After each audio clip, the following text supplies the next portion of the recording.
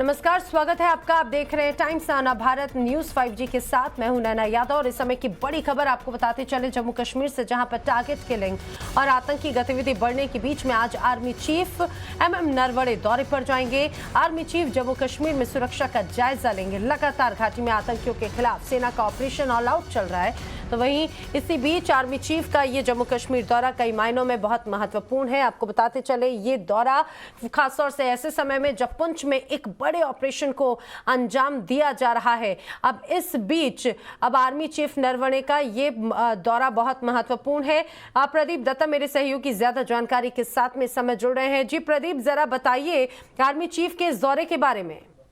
देखिए, बहुत ही इंपॉर्टेंट और महत्वपूर्ण ये दौरा है। आपने बिल्कुल सही कहा, ये दौरा उस समय हो रहा है जब ऑलरेडी एक बड़े ऑपरेशन को अंजाम दिया जा रहा है, खासकर बट्टा धूनी एरिया जो पुंछ सेक्टर में, और पिछले हम 8-9 दिन से खुद वो ऑपरेशन कवर कर रहे हैं। बहुत ही मुश्किल ऑपरेशन चल रहा है और आर्मी चीफ कल जम्मू पहुंचे थे, उसके बाद शाम को ये राजौरी आ गए थे और आज ये फॉरवर्ड एरिया में जाएंगे, वहां पे सीनियर कमांडर से बात करेंगे और जो वहां पे फौजी हैं उनसे भी बातचीत करेंगे। उससे एक तो उनका मनोबल बढ़ता है, जब आपके आर्मी चीफ दिल्ली में ना रह के आपके बीच आके आपसे बातचीत करते हैं तो फौज का मनोबल भी बढ़ता है। एक तो सिक्योरिटी सिनेरियो को रिव्यू करेंगे और दूसरा ऑपरेशनल प्रिपेयर्डनेस भी देखेंगे कि किस तरीके की तैयारियां, और तीसरा ये जानकारी लेंगे इस ऑपरेशन के बारे में जो पिछले 9 दिन से चल रहा है। अभी तक आज तक के इतिहास में देखें तो ये सबसे बड़ा ऑपरेशन बताया जाता है पिछले 15-16 सालों में, जिसमें फौज का थोड़ा नुकसान हुआ है।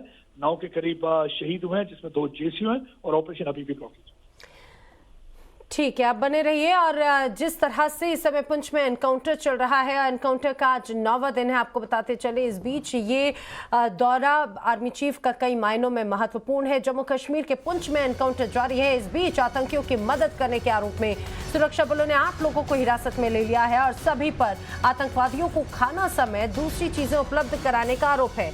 आपको बता दें, कल भी 2 लोगों को इसी आरोप में हिरासत में लिया था। मेरे सहयोगी प्रदीप लगातार बने हुए हैं। प्रदीप, ये सबसे ज्यादा चुनौती सुरक्षा बलों के लिए रहा है हमेशा से, जो लोकल सपोर्ट आतंकियों को मिलता है और आतंकी वहां पर आम नागरिकों के बीच में उनकी शह लेकर छुप जाते हैं, और उसी तरह से एक और तस्वीर यहां पर एक बार फिर से मामला सामने आया है।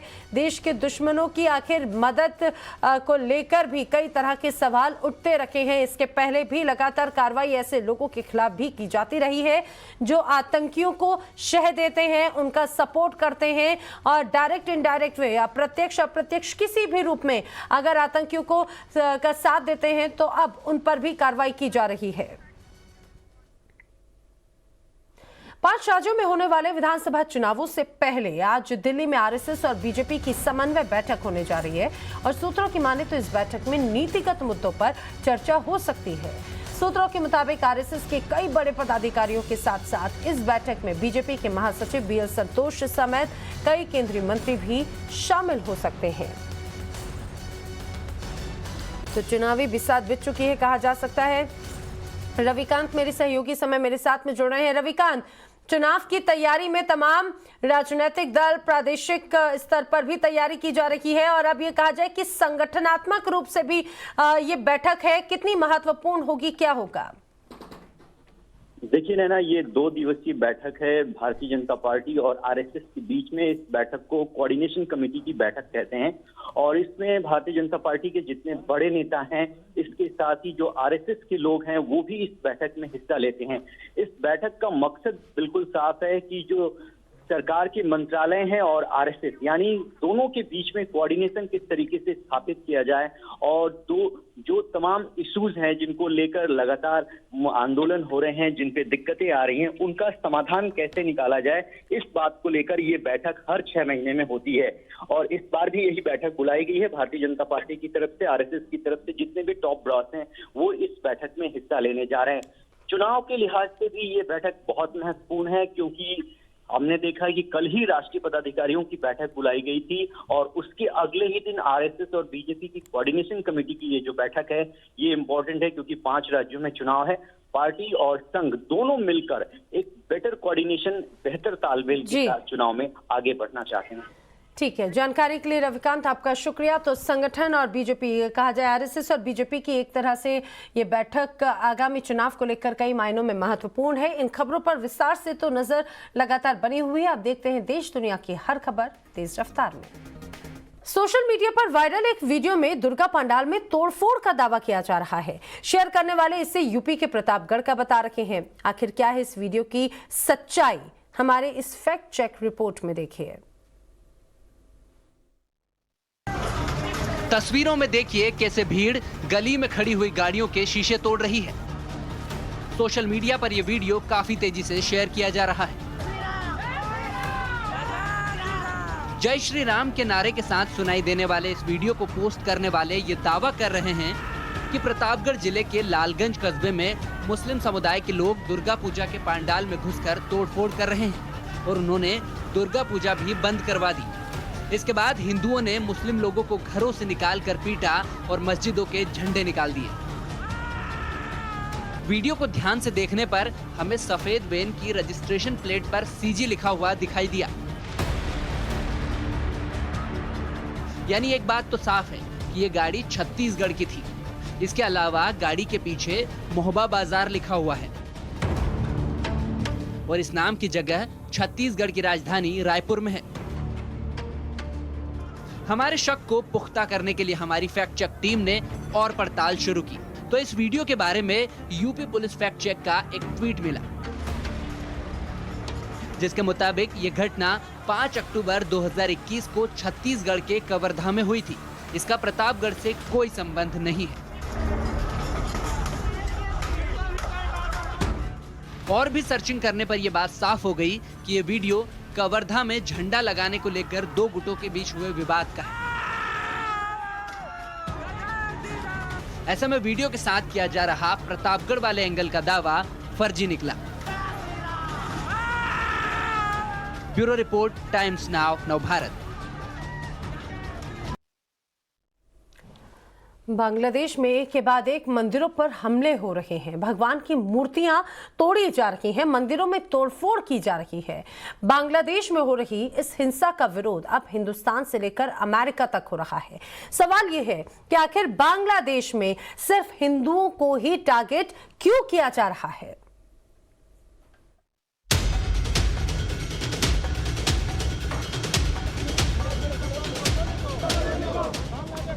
बांग्लादेश में हिंदू मंदिरों को तोड़े जाने के मुद्दे की गूंज अब अमेरिका में भी सुनाई दे रही है। सोमवार को इसके विरोध में न्यूयॉर्क में यूनाइटेड नेशन के दफ्तर के बाहर विरोध प्रदर्शन किया गया। हाथों में बैनर पोस्टर लिए लोग यूएन के बिल्डिंग के नीचे इकट्ठा हुए। ये लोग बांग्लादेश में रह रहे हिंदुओं के लिए इंसाफ की मांग कर रहे थे। विरोध प्रदर्शन की तस्वीरें आपने देखी। अब आपको बताते हैं कि आखिरकार बांग्लादेश में चल क्या रहा है। मंदिरों में तोड़फोड़,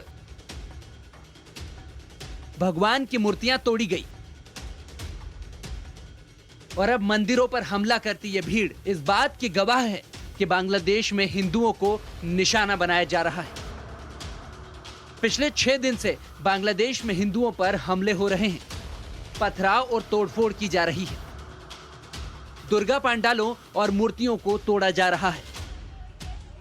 हिंदुओं के घर और दुकानें निशाने पर हैं। हालात इतने बुरे हैं कि बांग्लादेश में अब हिंदुओं ने पलायन शुरू कर दिया है। तस्वीरें आपने देखी। अब आपको बांग्लादेश में पिछले 6 दिनों में हुई हिंसा की बड़ी घटनाओं की जानकारी दे देते हैं। कुमिल्ला जिले में मंदिरों पर हमले हुए। 15 अक्टूबर नोआखाली में इस्कॉन मंदिर पर हमला हुआ। 16 अक्टूबर फैनी इलाके में मंदिरों और दुकानों पर हमले किए गए। 16 अक्टूबर मुंशीगंज में काली मंदिर की 6 मूर्तियां तोड़ दी गई। फ्राइडे को 2 से 5 बजे के बीच में मृत्यु का तांडव हुआ इस्कॉन मंदिर के अंदर भी। उस दिन 500 से भी अधिक लोग हमारे इस्कॉन नौखाली मंदिर के बाहर आए। पहले दुर्गा पूजा जो मंडप था उसको तोड़ा, दुर्गा देवी के विग्रहों को नष्ट कर दिया। फिर उसमें से 200 जन हमारे मंदिर के अंदर घुस आए और उन्मादी भीड़ ने जिसको भी पाया उसको मारा। एक भक्त का उन्होंने अपहरण भी कर लिया। नेक्स्ट दिन उसकी बॉडी हमको तालाब में तैरती हुई मिली और जितने भी हमारे विग्रह थे उसको उनको तोड़ फोड़ मचाई। फिर प्रभुपाद का जो हमारा विग्रह था हमारे फाउंडर आचार्य का, उनको भी जला दिया। बांग्लादेश में हिंदू मंदिरों पर हो रहे हमलों का विरोध अब हिंदुस्तान में भी शुरू हो चुका है। पश्चिम बंगाल में नेता विपक्ष शुभेंदु अधिकारी ने इस मुद्दे को लेकर बांग्लादेश के उप उच्चायुक्त से भी मुलाकात की है। भारत में कई हिंदू संगठन भी अब इसके विरोध में प्रदर्शन कर रहे हैं।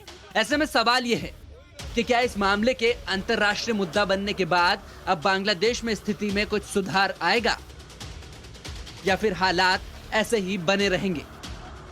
Bureau report, times now, Navbharat. Kerala Uttarakhand पर इन दिनों कुदरत का कहर टूट रहा है। केरल में हालात बहुत ज्यादा खराब हैं। पिछले कुछ दिनों से यहाँ के कई इलाकों में लगातार बारिश हो रही है। बारिश की वजह से यहाँ पर 20 से ज्यादा लोगों की जान जा चुकी है, जबकि उत्तराखंड में कई इलाकों में लगातार बारिश होने के बाद में बाढ़ जैसे हालात बन गए हैं। मौसम विभाग ने कई जिलों के लिए अलर्ट जारी किया है।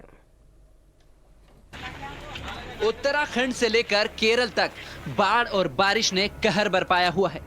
देश के ये दो वो राज्य हैं जो इस वक्त कुदरत की सबसे ज्यादा मार झेल रहे हैं। बारिश और बर्फबारी ने उत्तराखंड का हाल मानो बेहाल किया हुआ है। कई जिलों में भारी बारिश का अलर्ट जारी किया गया है। वहीं केरल का हाल भी उत्तराखंड से कुछ अलग नहीं है। केरल के कई जिले भारी बारिश और बाढ़ की मार झेल रहे हैं। केरल में इस वक्त भारी बारिश की वजह से बाढ़ आई हुई है, जिसने भयंकर हालात पैदा कर दिए हैं। भारी बारिश की वजह से सड़कें, नदियां पानी से लबालब भरी हुई हैं। भारी बारिश और बाढ़ के चलते सिर्फ केरल में ही 20 से ज्यादा लोगों की जान जा चुकी है। रेस्क्यू के लिए एनडीआरएफ और एसडीआरएफ की टीमें तैनात हैं।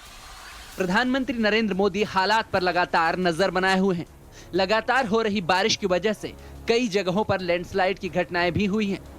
लोगों को लगातार सुरक्षित जगहों पर पहुंचाया जा रहा है। रेस्क्यू ऑपरेशन जारी है। अब केरल के ही अल्पपुझा की तस्वीरें देखी। ये तस्वीरें बताती हैं कि कैसे बाढ़ और बारिश ने यहाँ लोगों के जीवन को बुरी तरह प्रभावित किया हुआ है। नाव में बैठकर ये दूल्हा और दुल्हन शादी के मंडप के लिए जा रहे हैं। शादी की तैयारियां तो धूमधाम से की गई थी, लेकिन तभी अल्पपुझा शहर को बाढ़ ने अपनी चपेट में ले लिया, जिसके बाद इन लोगों ने इस तरह शादी के मंडप तक जाने का फैसला लिया। सिर्फ केरल ही नहीं, उत्तराखंड में भी बाढ़ और बारिश ने कहर बरपाया हुआ है। उत्तराखंड के पहाड़ी और मैदानी इलाकों में रविवार से शुरू हुई बारिश का सिलसिला सोमवार को भी जारी है। वहीं बद्रीनाथ, केदारनाथ, यमुनोत्री और धारचूला, मुनस्यारी की ऊंची चोटियां बर्फ की सफेद चादर से ढक गई हैं। मौसम विभाग ने आज भी कई क्षेत्रों में बारिश होने की चेतावनी जारी की है। जो वेस्टर्न डिस्टर्बेंस है, जो ईस्टर्ली हवाएं जो बे ऑफ बंगाल से आ रही है, उनका इंट्रैक्शन हो रहा है। उसके प्रभाव से हम क्या एक्सपेक्ट कर रहे हैं कि जो उत्तराखंड में है वहाँ एक्सट्रीमली हैवी रेनफॉल, जब हम एक्सट्रीमली हैवी की बात करते हैं मोर देन 20 सेंटीमीटर रेनफॉल की हम उम्मीद कर सकते हैं। सिमिलरली आज हम वेस्ट उत्तर प्रदेश में भी एक्सट्रीमली हैवी का रेनफॉल एक्टिविटी उम्मीद कर सकते हैं। हिमाचल में भी वेरी हैवी 12 सेंटीमीटर रेनफॉल तक हो सकता है, और northern part of Haryana Chandigarh region, इस रीजन में भी हैवी तक रेनफॉल एक्टिविटी रहेगी। उत्तराखंड में 4 धाम की यात्रा पर फिलहाल अस्थायी रूप से रोक लगा दी गई है। मौसम विभाग के भारी बारिश के अलर्ट के चलते ये फैसला लिया गया है। गंगोत्री और यमुनोत्री में जिन श्रद्धालुओं ने दर्शन कर लिए हैं, उन्हें अपने घर वापस जाने के लिए कहा गया है। सीएम पुष्कर सिंह धामी ने भी विभागों को अलर्ट मोड पर रहने के निर्देश दिए हैं। Bureau report, times now, Navbharat.